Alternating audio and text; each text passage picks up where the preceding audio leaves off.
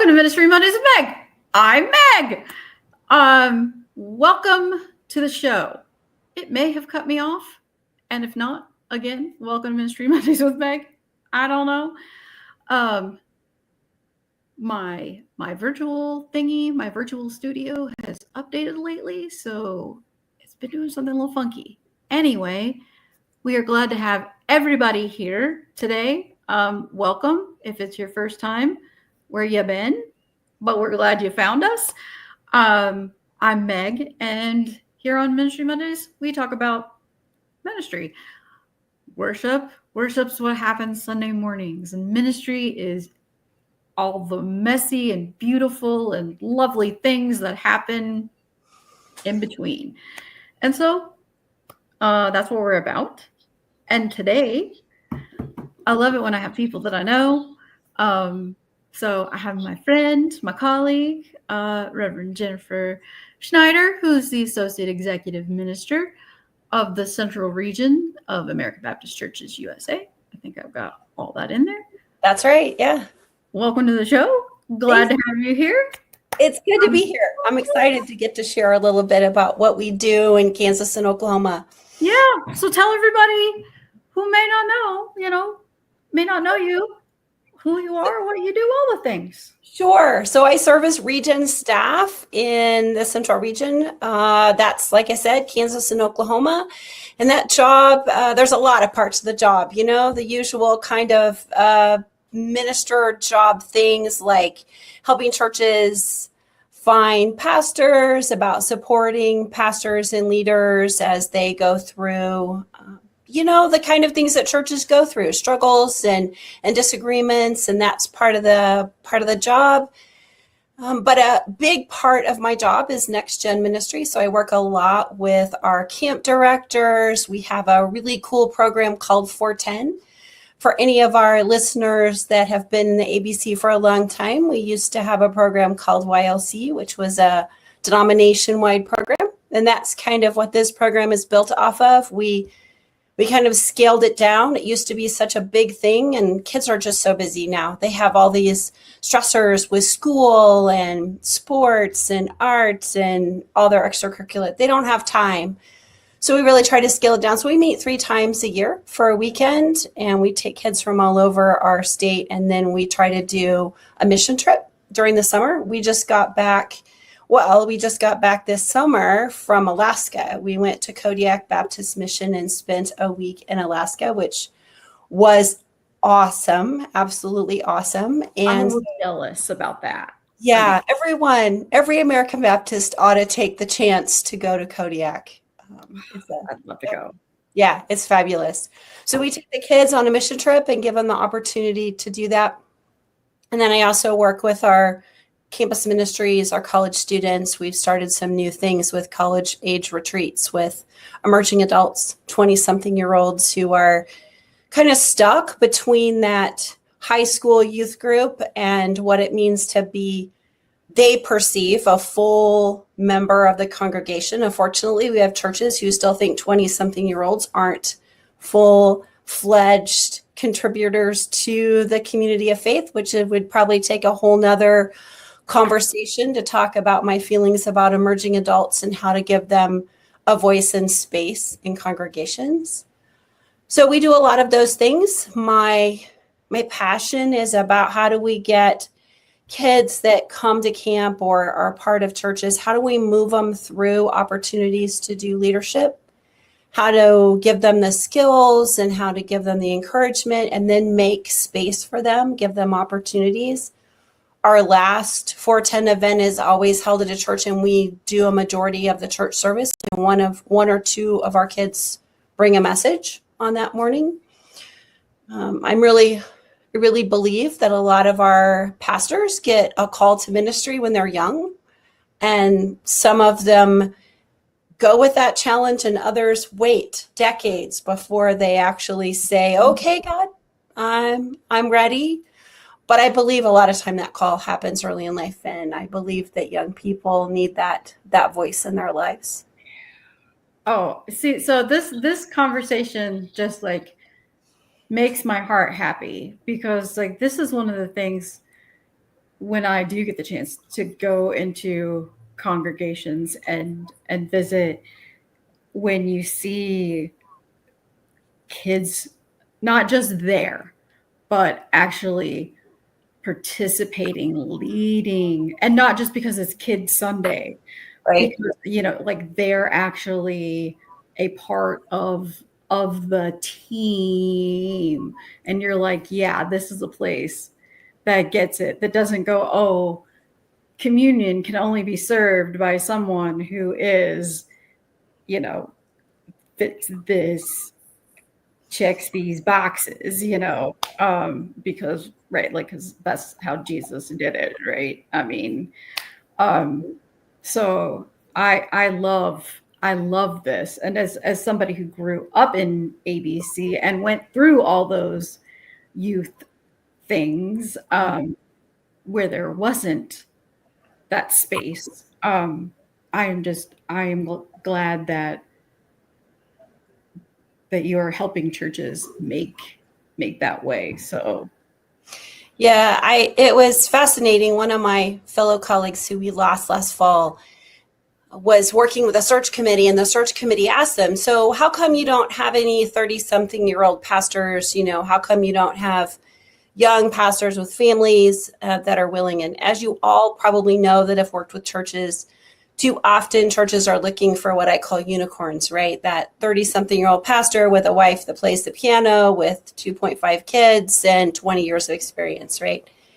And so I was so impressed. This pastor colleague of mine challenged the church and said, well, when is the last time you raised up a young leader and recognized their call and encouraged that and sent them off and supported them in that ministry? And so this is a question I ask churches a lot. I'm like, when's the last time? Are you looking for these young people? And how can I help you give them spaces to actually lead and do ministry? I think it's important. How very different it would be, this whole call process, if our churches did that. Because I think what you said earlier, I know you're exactly right, that people are called younger, but it takes us, forever. Like, just for myself, my church didn't embrace that. And so instead I became a nurse first before I ever became a pastor. And how very different that would have been if the church would have said, no, let's nurture this, let's support her, let's all the things. We'd have people. I think our churches would be thriving and not struggling as much as they are these days. Because you're right, unicorns. Yeah. Well, and don't you also think that we've decided God doesn't call people anymore, right?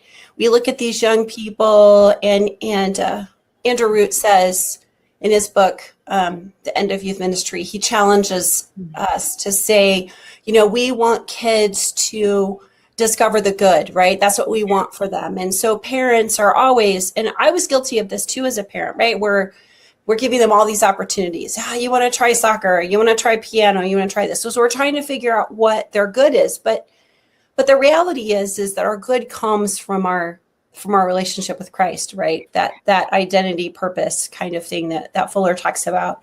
And those are so very important. And I think that we think that kids don't get calls to ministry anymore because our churches are shrinking and our people are getting older. And so, but the reality is God's still calling. We're just not listening. Yeah. And that, I want to make sure that I do list that book for folks. And yeah, it's a great book. Because you're right. As parents, we're going, we want you to have all the things and do all the things, and wow. Mm-hmm. Yeah. So was it your own kids? What was it that made me passionate about that? Yeah. No, I don't think it was my own kids. As a matter of fact, if I were going to confess, I would have never wanted my kids to become a pastor. Does any pastor want their kid to go into ministry? We know what a struggle it is, right? To do ministry and the sacrifice that comes with that, right? But it was the young people, well, before that, it was the people who spoke into my life. So you're talking about your own call, right? Yeah. It's even harder if you're a woman, because we don't see, at least I didn't, and I'm a little older than you are, right? I didn't see women in leadership, right? I didn't see them. I only saw men. I didn't think women could be pastors. It wasn't till I went to a national youth gathering and saw some women in leadership, and they invited me into a space. They had lunch together, and they said, Jennifer, come have lunch with us. And we talked about the struggles and what it meant. And that's when I was like, oh, well, this does happen. This is a real thing, right? And so unfortunately, that still happens, right? So I'm always very careful in making sure that every one of the young people that I see gifts in, whether they're male or female, hears that. And I think it's also important to realize that calls come in all different kinds of forms, right? Not every person's called to be a senior pastor of a church, right? There are all kinds of calls. And unfortunately, anyone that works with helping churches find pastors also knows that we have a growing number of bivocational pastors or multi-vocational pastors. So I want these young people to have gifts that also allow them to pay the bills, right? So if they have a passion for nursing or a passion for being a counselor or a teacher, I encourage those gifts too, right? Because sometimes you have to do something else to pay the bills in order to be able to do the call that God calls you to. And so I think that it doesn't have to be an or, it can be an and. An and. Yeah. And I want to make sure that if it's not said frequently, that I say, thank you for being that person that does that, that raises other people up, the people who need it most. You're right. I didn't see it. The men did everything. The women got the 5th Sunday of the month at night in the church I grew up at. Women could be the deaconess, which was code for cleaning up and getting communion ready. But that was, teaching Sunday school. But that was it outside of Judy Malone, who was our church camp, Southeastern Baptist Youth Camp in Westport, Indiana, who was, she and her husband were the directors of the camp. Both of them ordained clergy, and she saw it all the time, and she affirmed it in women, and she saw things that we didn't see in ourselves. And so we, our youth, our young people need people like you who are like, yes, God is still calling, and the church doesn't look like it used to, but that's okay. So thank you for being that voice and being that advocate for people. So as you've done that, and that how the whole and I'm forgetting the name, your camp, the Mountain Prairie Youth Conference. Yeah. How did that evolve from all of that, from everything you had gone through in the past, or is this like a great big No, so I think that was the next step, right? Like in our region, when I started this position about 6 years ago, we really got our camp program growing again. The 410, I don't take credit for. My predecessor kind of created this event, but I kind of took it and changed a little bit from how she had done it. And then, we had our emerging adult piece, right? We have camp kids who now lead our camp director, our camp staff at our campus. But we needed to take it one step farther. We needed to give them a chance. And so in the previous old national youth conferences that ABC had, we had young leaders from churches who came as peer leaders. And so I was at Prairie Pastors Conference. So those who don't know, some of us regions here in the middle of our American Baptist life have a conference in Omaha, Nebraska, right, in March. And I gathered a couple of other execs from those regions together. And I said, look, I have this dream, right? Like, we've been waiting for someone else to do this and nobody else is going to. So are we going to? And so we looked at each other and we said, well, yeah, sure, let's give this a try. So we started with just kind of our regions, right? And we went this last summer of 24, to Estes Park, Colorado, and we had about 120 of us at Estes Park. And very similar to what we did in the past, we had small groups, and these small groups were led by our peer leaders. We paired them up with a more experienced adult who was just really there for support, and we had the young leaders lead these groups, right, to have a chance to use these gifts. Say, hey, we trust you. We know you can do this. Here's the resources. We're here for your support. But we also had free time. We had workshops. We did big worship. And it was great. It was just such a fabulous experience. And some of our partners came, some of our ABC's partners came and were there to help with some of the workshops and offer encouragement and support and hang out with the kids.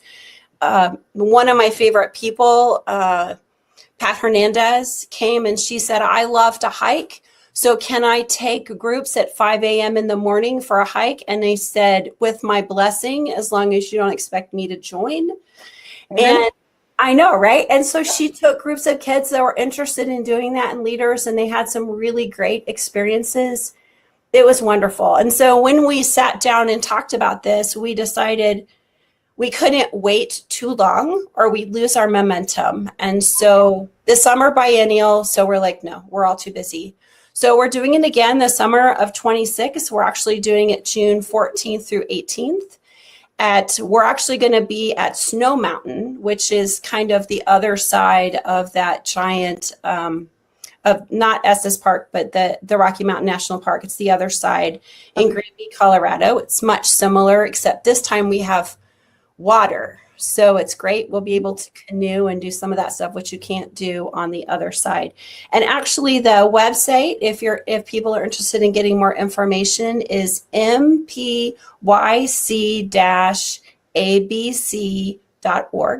And we'll make sure that we put that in the show notes for anybody that's, so is that only, I mean, first of all, shout out to those in Prairie Pastures, because I'm a regular with that group and love them. Lots of fun. It's a great, and it's a great group.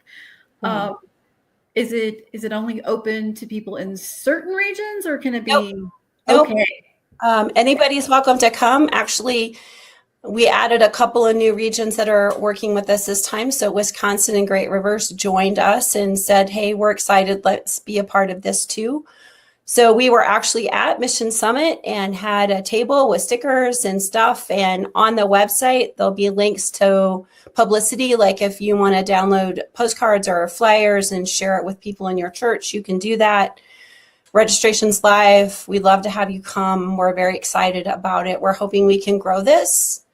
I mean, it'll probably never be as big as it used to because our churches aren't as big as they used to. Our biennial isn't as big as it used to. But we're hoping to grow it and give churches and regions a chance to have their kids have an experience that's beyond what they can do in their region with a large. And it was a very diverse group. I mean, one of the beautiful things about being American Baptist is we're not all European Anglos, right? We've got a great diversity. And so we had all kinds of folks that were present. And some of our kids, at least I know my kids in Kansas, don't always have an opportunity to interact. And it brought some great conversations. We had some people step on each other's toes, and we talked a lot about what does it mean to be a person of faith and how our language makes a difference. And even though we don't perceive it one way, someone else does. And it was a great chance to have good conversations about that. So that was great for the young people too. They were excited. They were great. And I have to be honest, it was great for my ministry in my region because I had a bunch of kids that were excited about coming to be part of our 410 program because they saw other young people given the opportunity to lead in that space. And so they were like, well, I think that'd be cool. I'd like to do that. So it's benefited my ministry program. It's helped us build our program too. I think it's fantastic. Also, I'm right with you. The 5 a.m. God bless her, Pat Hernandez. we will lovingly support you from our beds, Yep. because I'm only getting up that early for a flight if I have to, and that's about it. Nope, definitely not hiking at 5 a.m. Thank you very much. But God bless you, those of you who do. But I'm just thinking, like, how amazing this will be. Let's just speak into it, right? Like, how amazing this will be in a few years when we have conversations with these young adults who are like, this was the place where I was seen, where I was heard, where it made a difference in my life, and here is who, God has called me to be, and all of that. I mean, just that is, in and of itself, is beautiful and amazing. And I see that, like, in my own position, when churches invest in a young person and go, hey, Meg, here's a person that you should know. And then, okay, great. Then let me introduce you to all the people that you should know. And and to have people that come alongside and go, we're here. And all of those things that are happening in school and home and life and all of that. And you can just be you. And then, I mean, that, yay, thank you. I mean, like, thank you for doing that, you and all of those who support you. So some of my favorite regions in there. So we've got you, Central Region, Wisconsin, Mindy, Great Rivers, Rob and Patty. Who else we got in there? So the original group also included Mid-America, so Jackie Saxton, Nebraska, Greg Mandela, and the Rockies, the Rocky Mountains. Rockies, okay. Yep. That was those were the original 4, and now we've added a couple more, and so I'm excited about that. Back when I was a kid, it was Green Lake, but it was Green Lake over Christmas break was when I think would go. Yeah. So that now people have opportunity. I mean, and I think that different than I think with the programming that you all are offering, different than like church camp. I mean, or maybe it is the same kind of, but well, I mean, we have church camp, but we do other things that aren't church camp in our region. And and we also, we set this up with the idea that churches could also, look at, well, what if we added a mission trip piece to this? What if we took a couple of days and served, right? So last year,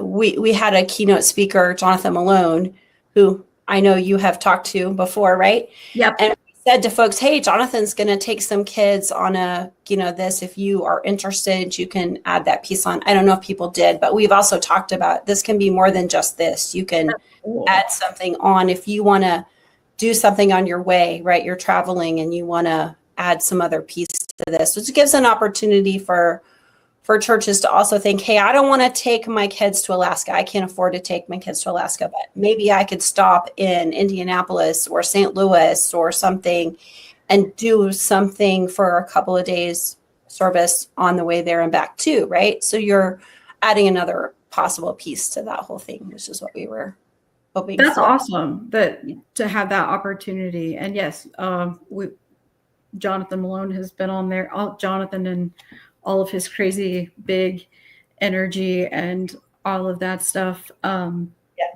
don't know that I could do one of his journeys through the wilderness. That's a little much for me. Anyway, but I think that's an awesome way to approach it, because okay, well, we're not just doing the camp part. We're also digging in and being a part of something bigger than ourselves, kind of thing. And the whole, what you're talking about, our diversity, I know from hearing about it from my colleagues that went, how important that really was to them to see that, to their kids, to experience life outside of, because we had kids that that came with Ben from the reservation, you know. Yeah, some of our region Yeah. native kids got an opportunity to come. Yeah.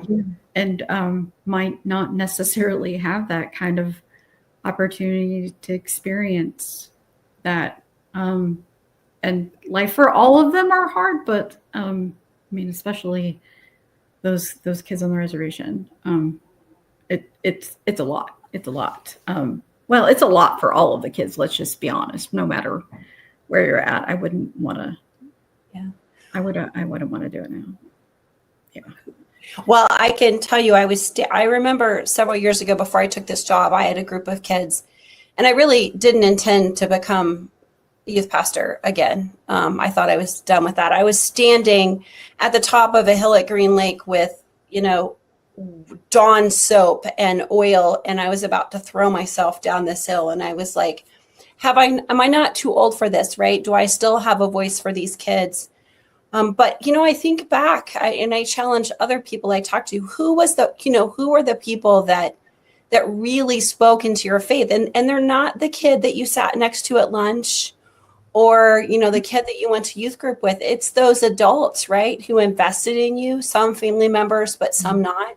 Yeah. And I believe that church folk need to know that they are the ones that have the chance to testify, right, to share their faith stories. And ask kids important questions about where are you seeing God, right? Working in your life or in the world around you.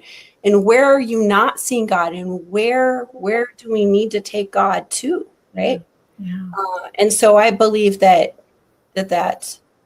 there are people in our churches who are being called by God to speak to these kids, and they think they can't because they're too old or they don't understand their language but the truth is they really do. They really do. To these young people. Yeah. I never asked. So before you came to the region, before you became your associate exec, what did you do before then? Were you a pastor? Were you a youth pastor? Were both? Well, funny story, right? So I went to seminary. I was all excited, got my first associate pastor position, had some kids, and it became super expensive to be a pastor. I couldn't afford daycare, right? And so I went home for a little while, and I served as a volunteer in our church, kind of as a volunteer pastor. I also served as an interim, and my kids got a little older, and some family issues that happened, and I needed a job with benefits. And so I went into the secular world, and I actually worked for a financial advisor. And I was still doing ministry, but it was kind of on the side, how that works. Yeah. And I really had a long conversation with God, and I said, look, I guess you're done with me, right? Like, I mean, you called me, and now I'm sitting behind a desk, and I hate it. And an opportunity came up because my youngest son was visiting a church youth group that wasn't home church because he wanted to hang out with kids, and our home church didn't have any. And I got the opportunity to do some stuff with them. And the next thing I know, I'm serving as their interim. And then the next thing I know, I'm serving as pastor. And I was like, well, apparently God wasn't done yet, right? And I was so happy to be back in the local church, right? I was happy to be taking care of my people and to doing ministry again. And this position came up, and it was really funny because I had this conversation with God. I'm like, well, I'll apply for it if, and I had my ifs, right? And God's got a great sense of humor because all the ifs were in the job description. And I'm like, okay, well, fine, but I'm not going to get it, right? I mean, there's so many more qualified people. And God laughed again, right? Said, well, guess what? You have the gifts that I wanted for this. And so here you go. So I've been in this job I'm in my 6th year. But yes, I have served as a pastor and associate and an interim before this happened. But the blessing is, all that I learned as working for financial advisors translated so well into this job I do now, right? Because I read financial reports, I have with mission money, I help churches with their budgets, and those are all things that I wouldn't have been good at before I had learned all those skills. So I don't know. Like I said, God has a sense of humor.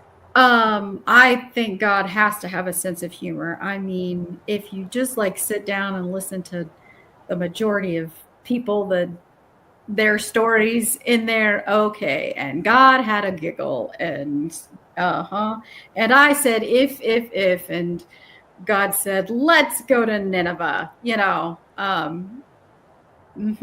Those Yeah. kind of things. I'm not going to do this, God. I need this, this, and this. And God says, and here you go. Good luck with that. I, yeah. Because God's still working and God doesn't make mistakes. And look at all those things that we've learned, and how none of it is wasted. Well, Not a bit of it. I would assume that what you learned when when you were a nurse, right? And those Yeah. skills that you gained are skills that transfer so well, right? I think, yeah. It's and over and over and over again. And how funny life and God can be in all of this. But thank you for sharing, because I didn't know, and like I had never asked. But I always love hearing those backstories on how people get where they are, because it's never where they thought that they would be ever in a million years, is what I find. And I love how God works like that. And again, like I just can't wait to see and what these youth and young adults that come out of this are going to do, and how we all as a denomination can support them in whatever ministry looks like for them. We're not thinking that they're all going to be pastors, but they're all people, and we all have the opportunity to do ministry in so many ways. So That's true. I'm so glad. So is there anything else we need to know about the youth ministry? Obviously we'll put up the I'd love for you to advertise it. We're really excited about that and excited to get the word out. And I'm hoping to see it grow, right? So I'd be excited to have a bunch of different kids come and be a part of that experience. Yeah, be happy for you to do that. That'd be great. Yeah, and if you're listening, watching, whatever, and need a connection, A, I'll make sure that information's up there, and B, we can always connect you to Jennifer. Yep. Who is more than happy. And the website, for those that might be in those sponsoring regions, there's also names and phone numbers for connections to people. So if you're looking for hooking up rides or places to stay on the way to and from, there's also information like that in the website too. So, excellent. Yeah. We'll have all that available for you. So the joy question. Yeah. So think about all these things that you do. What brings you joy? I think the thing that gives me the greatest joy is I love to include people. I like to make space for people, whether it's the young people who we're seeking to minister to and help them to grow in who they are in Christ. But it's also the people that sit at the margins that aren't included, that way too often get left out, whether it's because they've come from a different region or because they're an older adult, right? And the congregation is kind of forgotten about them and their voice in the world, right? So what brings me great joy is to make space for people to recognize their gifts and to recognize who they are and where they come from, and to say, hey, there's room at the table for you too. And part of that means not only making space in my space, but also asking other people to make space, right? Like saying, hey, come along and be a part of this too. Because I think too often, and I'm guilty of this sometimes too, but I think too often we have our group, right? We have our people, the people that, I go to Mission Summit and I'm like, I got to talk to Meg, right? I got to find the people, but I also have to realize that there are other people who sit on the outside of these places. Yeah. They need an invitation and they need someone to, so that's what brings me joy. Yeah. I get that. Yes, because you do. I love that part of Mission Summit. Yes. Going back and seeing and all the hugs, but then when you leave and you go, okay, so who did I meet that I didn't know before and now have brought into, or find a way that I can support them in their ministry. It's very much the connections, the relations, the all of that. Absolutely. And that's what you do, right? That's what your ministry is, right? Yeah. Making connections between pastors and churches and region leaders and people. And so it's a very important job to make people feel a part. So that's why, like, this is my favorite. The joy question is my favorite question because, now it's been you're 87, 87 episodes now, and every single answer has been different. No two. And so I think it just goes back to that whole thing about how God calls each person, by name individually. And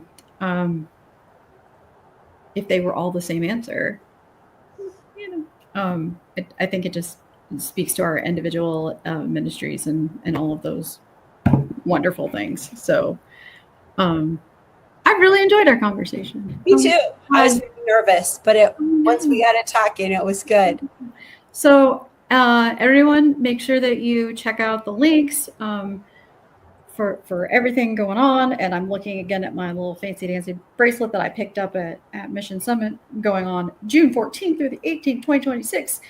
And I will make sure that I put that website and that book that you had talked about a little bit earlier, all the things on the in the show notes. And you can find Ministry Mondays, Spotify and Apple and wherever you get your podcasts. You can watch us on YouTube, on all the places. Just you could just Google Ministry Mondays with Meg and find all the fun people that I've had the wonderful blessing of talking to over the last 4 seasons now. So thank you to you. Thank Jennifer, you. And all the work that you do. I appreciate you so very much. I do. I really do. So, and we thank everybody for watching. We'll see you again next time. Thank you. Thank you.